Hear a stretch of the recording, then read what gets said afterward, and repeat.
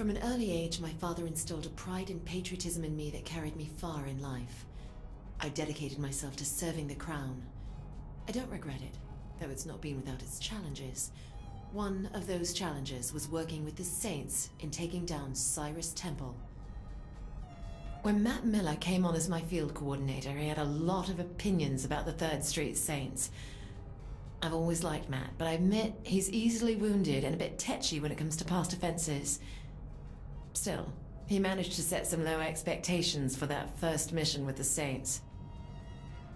I'm a creature of habit, of structure, which doesn't fit well with the Saints' MO.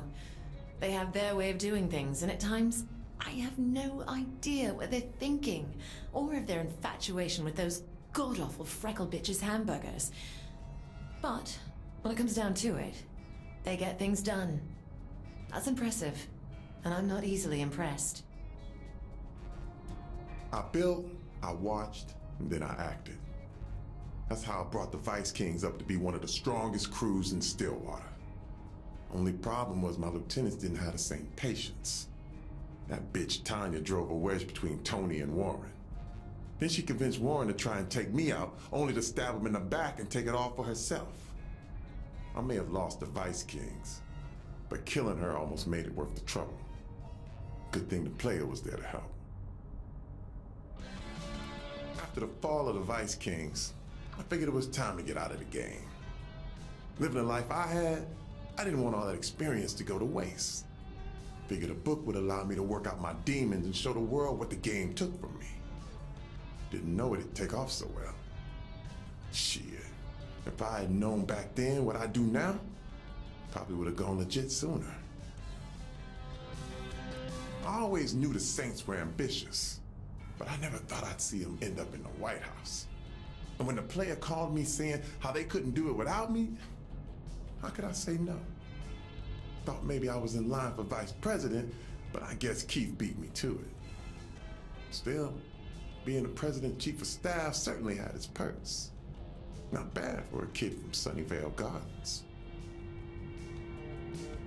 When I first signed on to head the Stag Initiative, I figured it would be a cushy job.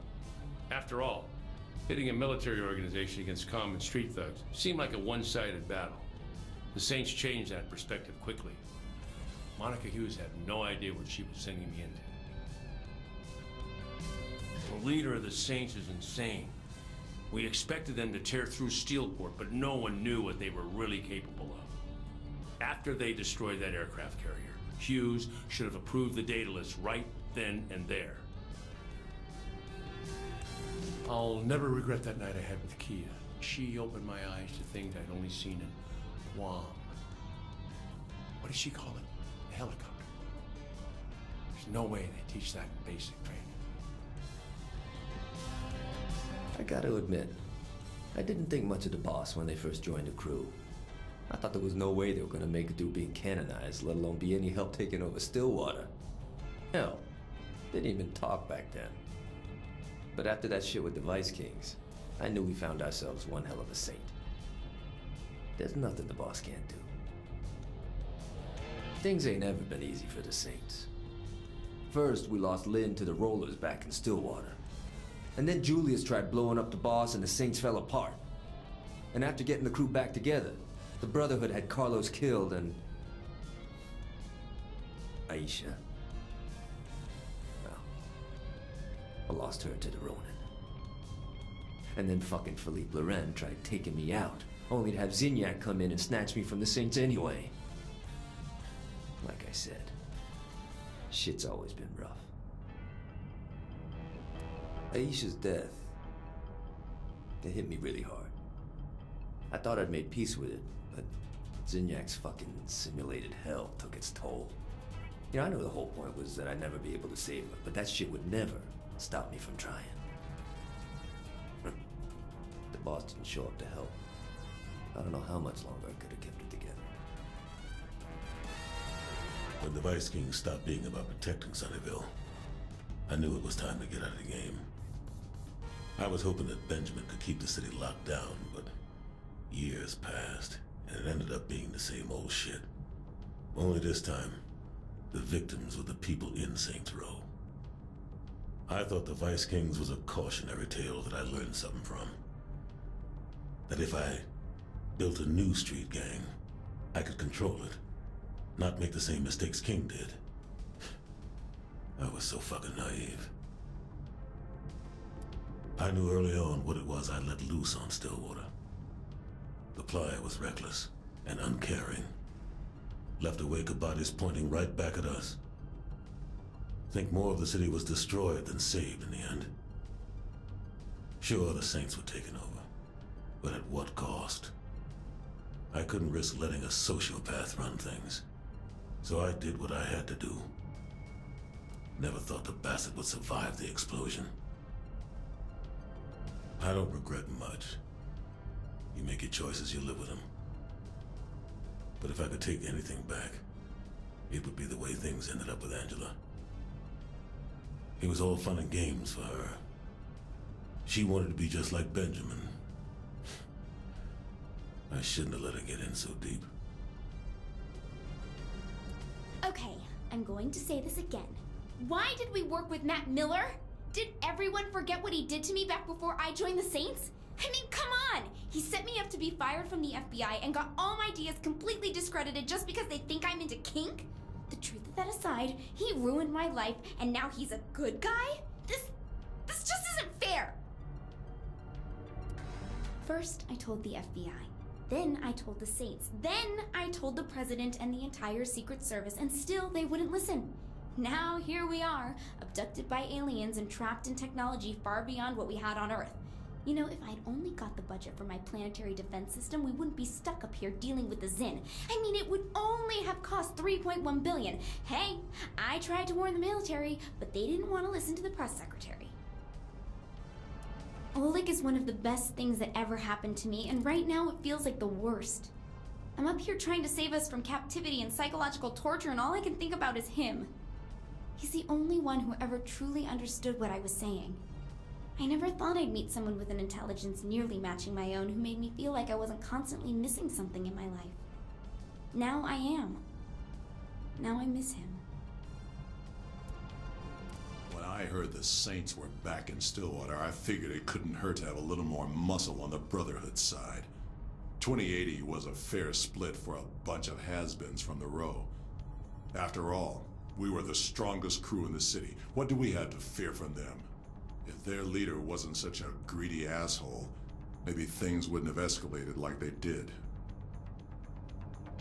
After what the Saints did to my face, they had to expect a little payback.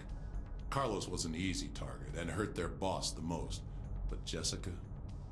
That was going too far. Then Vogel rips off my shipment after letting my crew get killed. And I wasn't about to let the Brotherhood go down because of some prick in a suit. I thought I had that Saint dead to rights. I mean, they couldn't kill me in my own home. What chance did they have to survive my trap? I had the perfect setup.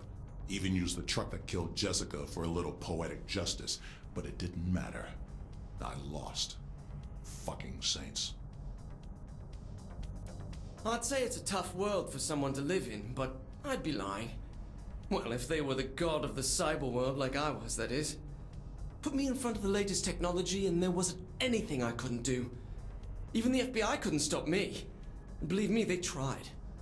Kinsey Kensington came close, but a few additions to her file and some photos, and even she couldn't come close to crashing my fun. Probably why I was recruited into the Syndicate in the first place. Working for the Syndicate was a great job. That is until Philippe Loren died, because Kilbane was one scary psychopath. I mean, I watched him kill Kiki right in front of me, and right in front of her own sister. So I went after the Saints instead.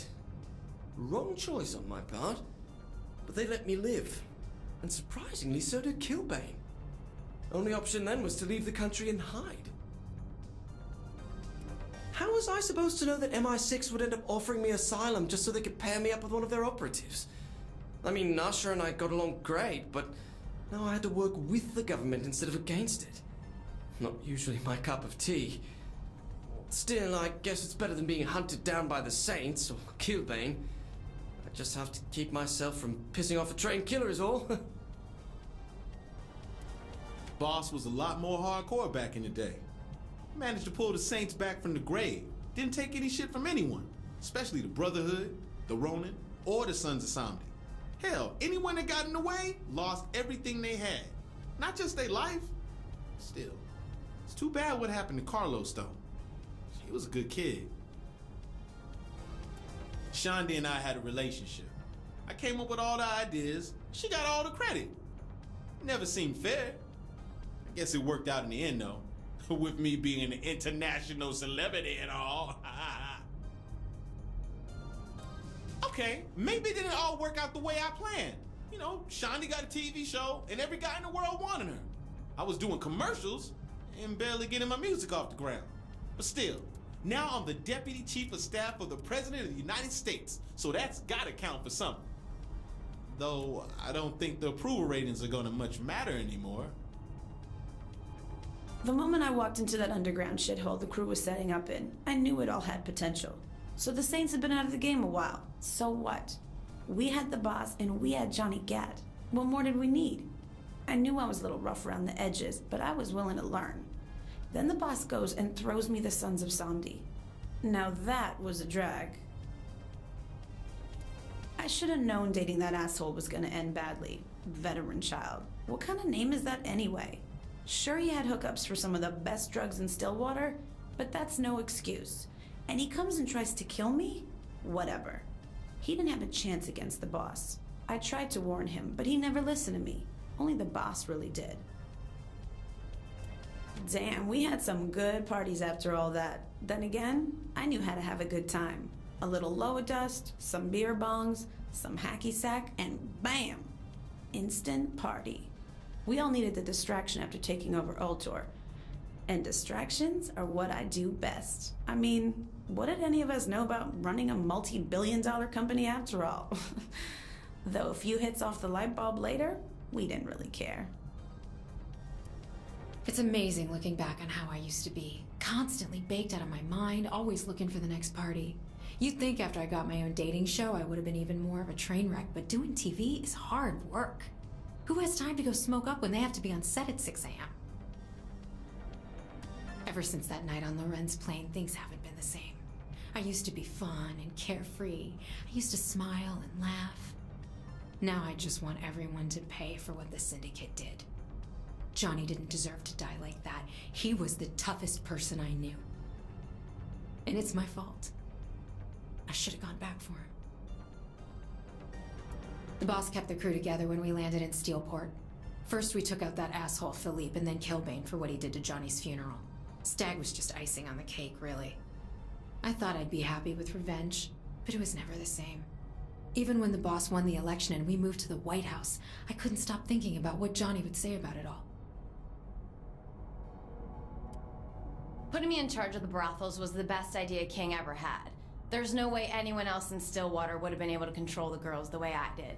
It brought in the money, it brought in the clients, and it would have been the backbone of the Vice Kings if Gat and all the Saints hadn't ruined it all. King never had the control he thought he did over the Vice Kings. It was all me and Warren keeping things running. Well, mostly me. Warren's ego got just as big as Benjamin's in the end.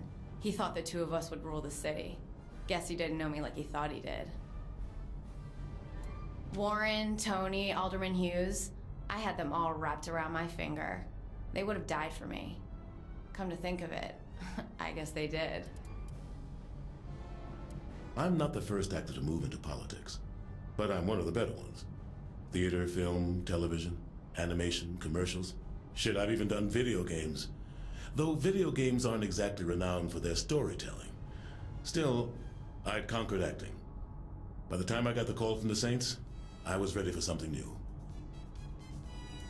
How did I go from award-winning actor to Vice President of the United States? Hell if I know. But when the head of the Saints calls you up and makes you an offer, well, it's something you consider. I liked the idea of being a statesman, having my name in the history books. It's a hell of a dream. Plus, I look good in the suit. I'd look even better on money. Zinyak kicked the stool out from under my political aspiration when he and his armada showed up. One of the worst things you can do is piss off America. Now, I don't necessarily agree with how the president is handling these things. Seems there must be a better way. I'm not saying I'd do better, but shit, maybe that's exactly what I'm saying. If I had the chance, anyway.